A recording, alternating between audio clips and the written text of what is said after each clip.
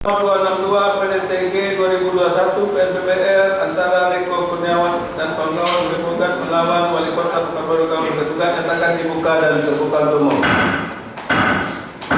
Seperti biasa penggugat hadir kuasanya, tergugat 1, 2, 3 juga hadir ya. Baik, acara kita hari ini masih saksi dari penggugat. Ada saksinya? Ada ya. Silakan. Baik, saudara kuasa penggugat, apa kira-kira saksinya akan menerangkan apa? Ya, saksi adalah warga negara Pekanbaru yang melihat dan mengetahui Warga negara Pekanbaru? Ya, warga negara Indonesia yang domisili di Pekanbaru. Ya, warga negara Pekanbaru. Ya, yang mengetahui dan mengalami fakta penumpukan sampah di Kota Pekanbaru. Baik. Saudara saksi mengetahui kapan terjadinya penumpukan sampah? Kalau penumpukan sampah di Pekanbaru ini sudah lebih dari 5 tahun yang lalu ya, secara kontinu itu bisa dibilang lebih dari 5 tahun yang lalu. Karena hampir setiap bulan itu penumpukan sampah, dan bahkan di akhir tahun itu kalau kami sebagai masyarakat peduli lingkungan sebagai hari sampah daerah itu pada bulan akhir tahun setiap bulan Desember dan bulan Januari. Ya, 5 tahun yang lalu bisa dispesifikkan tahun berapa? Itu kurang lebih di tahun 2017, mulai dari 2017. 2017, bulan berapa terjadi penumpukan sampah? Kalau yang awal kita alami itu masalah ribut masalah sampah itu di bulan Desember. Di awal tahun 2017? Di akhir Desember akhir. Oh, di akhir tahun 2017. Oke, di tahun 2018 apakah ada penumpukan sampah? Masih berlanjut terus, hampir dibilang setiap bulan terjadi penumpukan sampah. Di tahun 2018 setiap bulan? Sampai saat ini. Oke, artinya 2017 sampai 2012 terjadi penumpukan sampah. 2022 ya. Apakah saksi mengetahui di mana saja terjadi penumpukan sampah? Kalau untuk wilayah Pekanbaru ini hampir di setiap persimpangan jalan yang ada, terutama di jalan-jalan lingkungan yang bersimpangan langsung dengan jalan protokol. Jalan protokol, bisa dijelaskan jalan apa saja? Yang sering saya lihat itu pertama di Jalan Arifin Ahmad, Jalan Soekarno-Hatta, kemudian di Jalan Yos Sudarso, dan Jalan Riau. Oke, saksi tinggal di Markoe dan Mai, kemudian kerja di mana? Kerja saya di swasta. Di mana tempat lokasinya? Di Jalan Tanjung Datuk, dan lokasi proyek saya di Ribo Panjang. Oke, di Bawah Panjang dan Tanjung Datuk ya, ada 2 ya. Itu sering melintasi jalan apa saja? Bisa dibilang hampir setiap hari saya melintasi jalan protokol yang dari Pekanbaru dan jalan-jalan lingkungan. Jalan apa saja? Seperti Jalan Sudirman, Arifin Ahmad, Soekarno-Hatta, Subrantas, SMA Min, Jalan Riau, dan lain-lain. Itu hampir setiap hari melewati jalan itu? Ya. Oke, di tahun 2017 sampai dengan tahun 2022, saudara melihat penumpukan sampah di jalan mana? Tepatnya di mana penumpukan sampah? Di Jalan Subrantas kita melihat itu tidak jauh dari simpang SMA Min ya, yang dikenal dengan tabir kadang. Itu kalau kita dari sini sebelah kanan sebelum Jaya itu ada tempat penumpukan sampah yang sering tidak terangkut. Kemudian di dekat flyover Pasar Pagi Areka, kemudian sebelum adanya persimpangan di Jalan Rambutan Arifin Ahmad itu jadi penumpukan sampah yang jaraknya hanya beberapa meter dari kantor camat. Kemudian di Jalan Arifin Ahmad juga itu di simpang Jalan Pelangi, Jalan Sekolah, dan Jalan Irkam dekat tempat tinggal saya. Kemudian di Jalan Paus dekat simpang Jalan Alwana, kemudian di Jalan Nangka dekat simpang Jalan Duyung, Jalan Riau dekat Bundaran. Oke, saudara melihat penumpukan sampah itu apakah ditumpukannya itu di dalam bak atau penumpukannya itu di pinggir jalan? Di pinggir jalan. Kondisinya bagaimana atau apakah teratur? Kondisi karena tidak dibiarkan beberapa hari jadi berserakan gitu, bahkan bau dan pemandangan yang tidak enak. Sekarang saya tanya di tempat saudara ya. Di tempat saudara itu bagaimana sistem pengolahan sampah atau pengangkutan sampahnya? Oke, izin jelaskan dikit ya.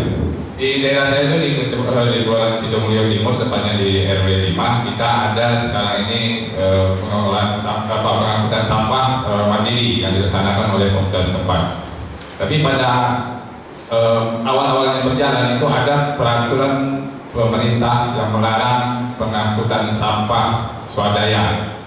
Kami sempat hilang beberapa waktu, tapi karena pengangkutan sampah dari pihak pemerintah atau dilaksanakan oleh daerah tidak berjalan dengan maksimal, akhirnya kami berjalan lagi untuk pengangkutan sampah swadaya.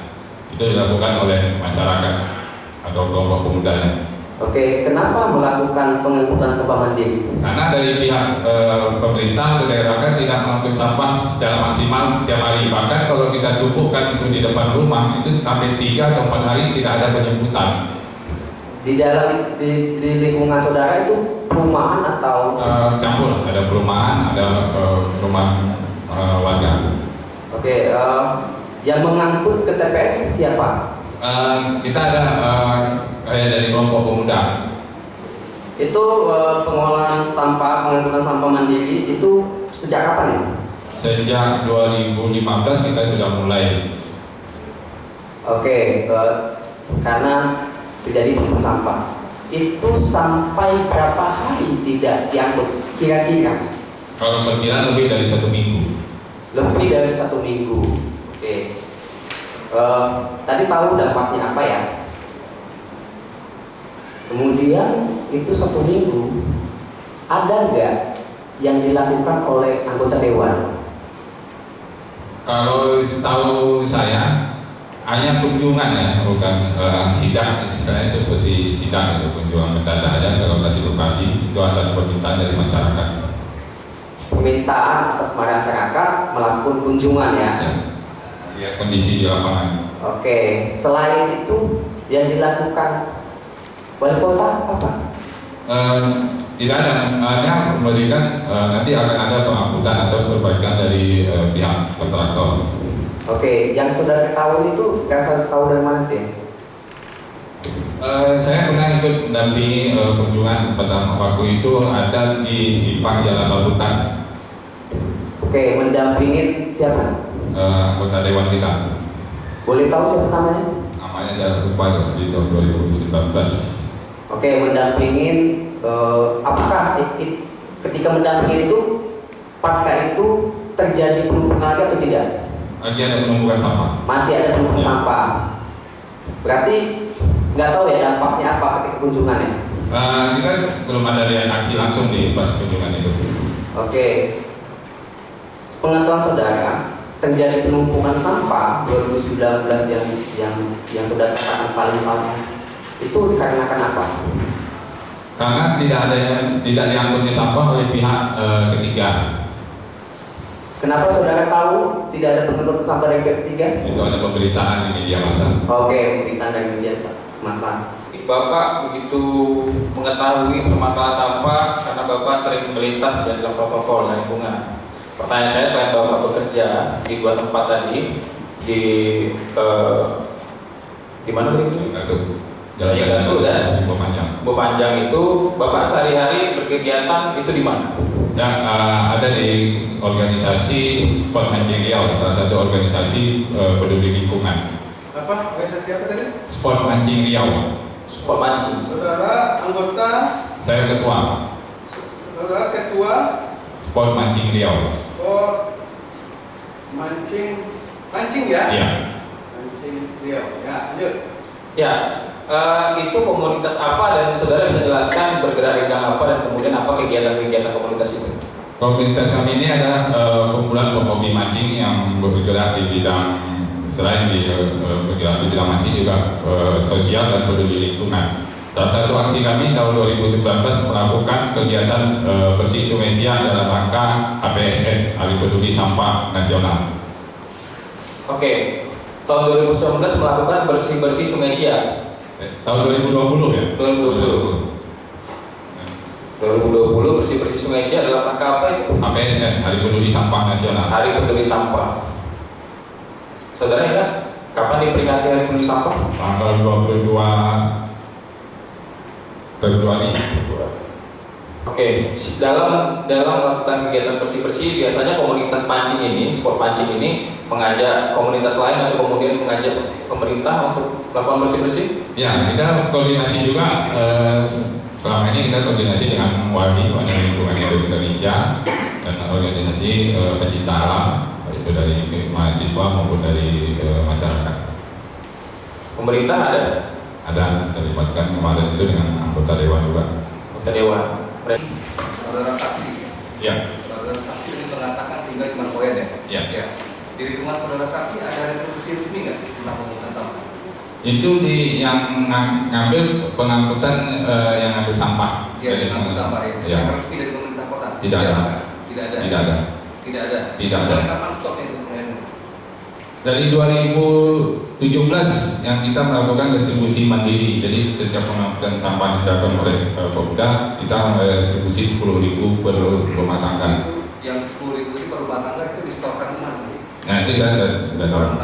Tapi itu koordinasi dengan siapa ini? Dengan kelurahan. Dengan kelurahan. Ya, pihak kelurahan. Itu bukan kepada pemerintah Kota Pekanbaru atau Bukan ya. Ya. Saudara saksi tahu tidak? Itu swadaya mandiri itu sampah yang diangkut dari lingkungan saudara saksi itu dibuang kemana, tahu tidak? Kalau informasi yang kita bicarakan bersama itu tetap dibuang ke Muara Fajar. Tetap dibuang ke Muara Fajar. Ya. Saudara saksi tahu tidak? Yang kontrak pemerintah Kota Pekanbaru dengan pemungut sampah kontraktor itu tidak melarang ada pihak lain membuang ke Muara Fajar. Itu ada pemberitaan, maka muncul peraturan Pemko melarang angkutan sampah swadaya. Bukan masalah pelarangan swadayanya, pembuangan sampah ini ke Muara Fajar itu legal atau tidak menurut saya? Nah itu saya tidak mengikutinya. Tidak tahu ya? Ya. Tidak tahu ya? Ya. Jadi selama ini saudara saksi hanya mengacu pada kesepakatan bersama di lingkungan masyarakat. Betul. Bayar 10.000 swadaya mandiri. Ya. Hingga saat ini. Ya. Tapi saudara saksi tinggal di Markoen Damai, Ya. Kecamatan Markoen Damai, Kelurahan Sidomulyo. Ya. Sudah menjadi timur. Apakah saudara saksi pernah mendengar bank sampah Ya. pemerintah? Ya. Terus apa upaya saudara terhadap dari pemerintah itu terhadap bank sampah tersebut? Sampai saat ini saya dengan 257 bank sampah yang ada di Pekanbaru itu sudah online. Tapi sebagian besar masyarakat Pekanbaru tidak tahu tentang bank sampah. Oh, jadi saudara saksi mengasumsikan masyarakat tidak tahu. Betul. Tapi pernah tahu bank sampah itu ada 257 unit. 257. Ya. Bank sampah ya. Ya. Sama pertanyaan tadi, apakah saudara tidak ingin tahu kepada pihak kelurahan ingin menanyakan apa sih bank sampah Pak Lurah gitu? Pernah nggak saudara saksi? Kalau saya nanyakan itu sebenarnya kami dari masyarakat menunggu sosialisasi dari pemerintah. Jangan jawab aja, tidak pernah. Tidak ada. Tidak ada dari itu. Seharusnya kan pemerintah yang melakukan sosialisasi ke masyarakat. Cukup. Lanjut. Ya. Tadi sudah mengatakan di mana-mana ada sampah berserakan ya. Kemudian apa reaksi masyarakat dengan sampah yang ada di Indonesia? Apa reaksi masyarakat? Reaksi masyarakat itu Pak, apa yang istilahnya mengeluh dan minta kepada pemerintah untuk segera melakukan pengangkutan sampah agar Kota Pekanbaru ini terlihat bersih. Itu bentuknya ditandikan atau secara berkumpul atau bagaimana bentuk? Klaim itu keluar itu berbentuk apa bentuknya?